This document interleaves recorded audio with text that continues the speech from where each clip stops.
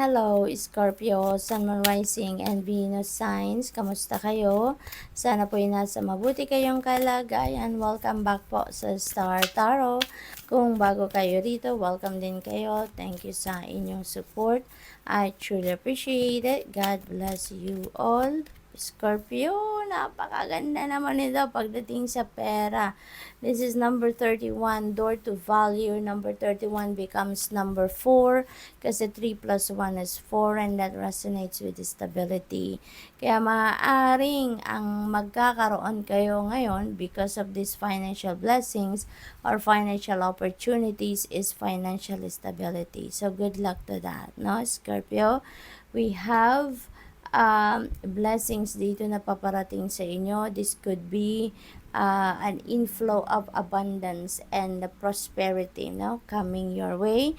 Maaring meron dito mga cold cash na dadating, no, Scorpio, sa buhay ninyo. Possible din na may windfall dito, windfall of money, panalo. Maaari din na meron ditong lucrative job offer or career or business opportunity na maghahatid sa inyo ng prosperity and abundance. Number 44, speaking of stability, we have number 44, so doble, no, yung ano ninyo, yung energy of stability.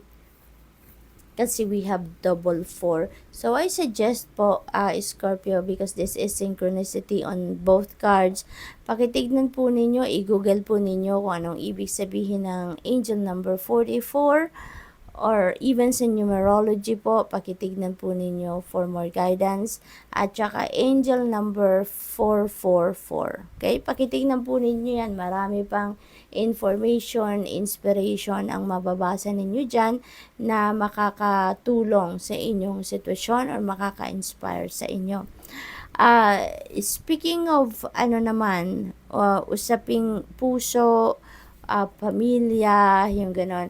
Siguro, Scorpio, meron din kayo ngayon na kaluwagan na sa inyong dibdib, no? Maluwag na inyong dibdib, maluwag na din ang inyong isipan. It's because siguro sa pamilya ninyo, kung meron man kayong mga hindi kabate, no, lately or in the past, maaaring ngayon magkakabati na kayo.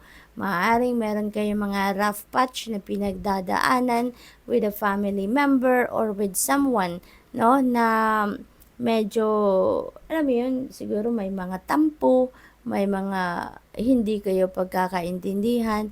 Maaaring ngayon, no, magkakaroon na kayo dito ng pagkakaintindihan. Maaaring meron ng reconciliation na naganap dito between you and that family member, no?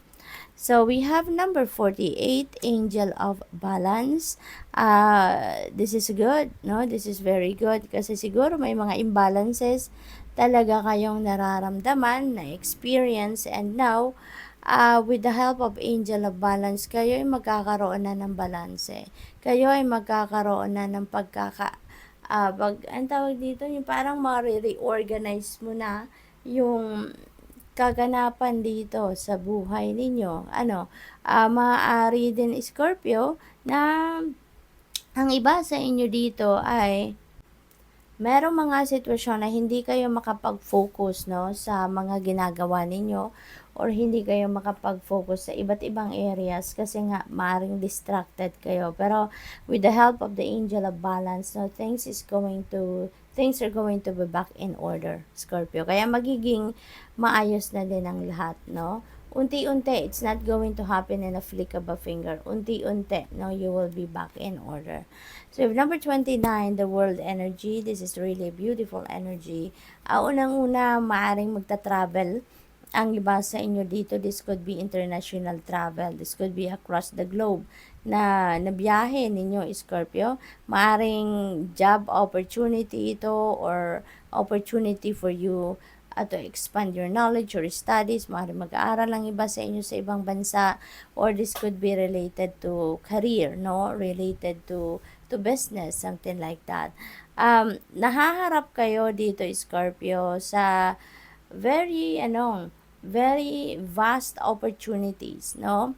Maaaring maraming iba't ibang klaseng oportunidad dito ang papasok, no, sa buhay ninyo, and that could bring you this prosperity and abundance, no?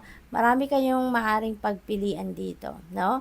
At feeling ko dito, no, related ito siguro sa social media, related sa technology, related sa communication, yung mga gano'n, no?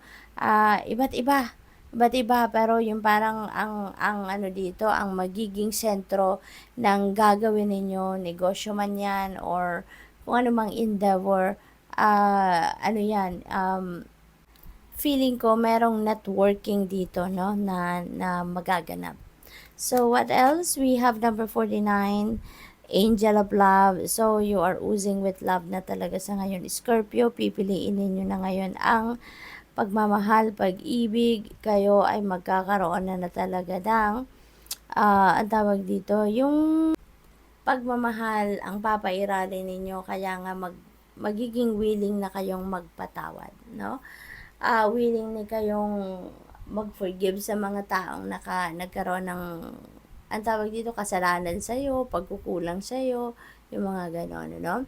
Maaaring nagagaling din kayo dito sa sama ng loob dahil sa heartbreak, or galing sa heartache, yung gano'n, no, in the past, pero nag-heal na kayo. Dumaan na kayo doon sa healing process, at ngayon, yung parang nahanap nyo ng muli ang sarili ninyo. Parang feeling siguro ninyo dito, buo na kayong muli. Kaya maaaring handa na kayo din sa pagmamahal ng iba, or handa na kayong tumanggap uli ng pagmamahal ng iba, no? And most importantly, self-love, no? Scorpio, maaaring yan din ang isa sa magiging focus ninyo sa ngayon, na mahalin ninyo ang sarili more than anyone or anything. Number 14, yeah, caring connections. So, most likely talaga meron kayong ano ngayon.